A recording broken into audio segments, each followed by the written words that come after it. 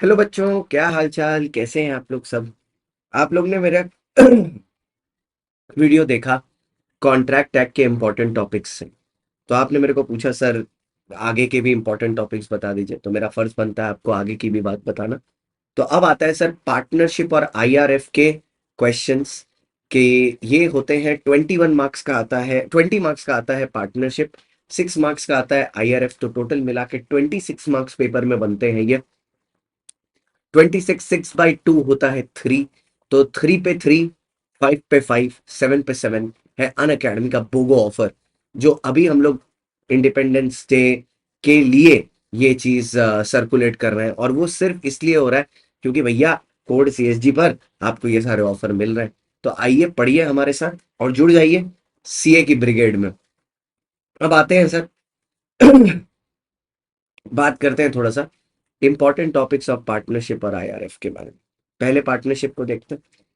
तो पार्टनरशिप के important topics को मैंने यूनिट वाइज बांट के रखा है। यूनिट नंबर 1 में आता है true test of partnership, partnership at will and fixed, nominal partner, partner by holding out. Unit number 2 में section number 9, section number 12, section number 13, 14 and 15, 19 and 22 जो इम्प्लाइड अथॉरिटी के बारे में बात करते हैं, 25 26 जो एजेंसी के बारे में बात करते हैं, 27,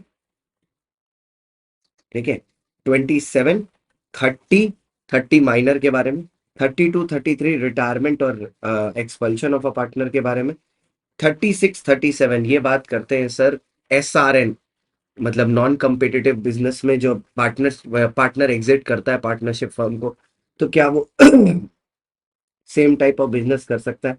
भाई एक बार एग्जिट कर लिया तो वो कुछ भी कर सकता है, ठीक है। और 37 बात करता है डेथ के बाद अगर आपके या रिटायरमेंट पर आपके फंड्स को सेटल नहीं किया गया है तो क्या।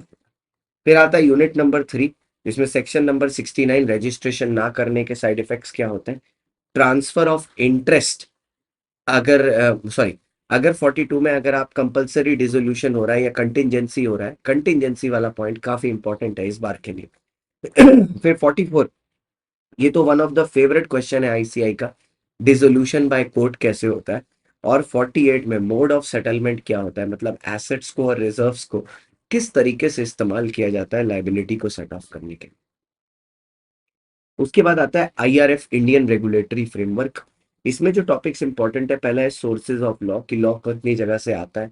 टोटल में सर लॉ 4 जगह से आता है अगर आपको याद हो, यूनियन असेंबली है, स्टेट असेंबली है, फिर कोर्ट्स हैं, ठीक है, कोर्ट्स की जजमेंट है, और कॉन्स्टिट्यूशन द्वारा जो पास हुआ है वो।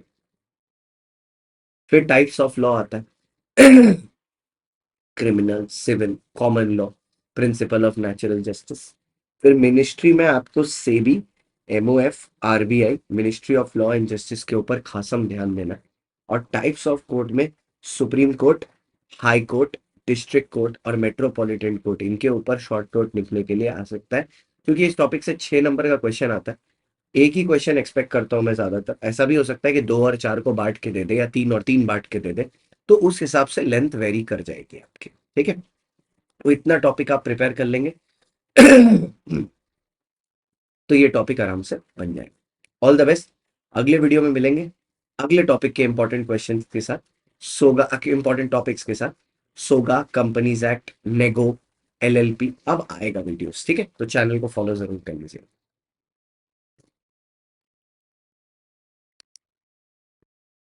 और हाँ, एक और चीज जरूर से याद रखिएगा कि ये जो टॉपिक्स मैं करा रहा हूँ, इसका ये मतलब नहीं है कि आप बाकी सारे टॉपिक्स को पढ़ेंगे ही।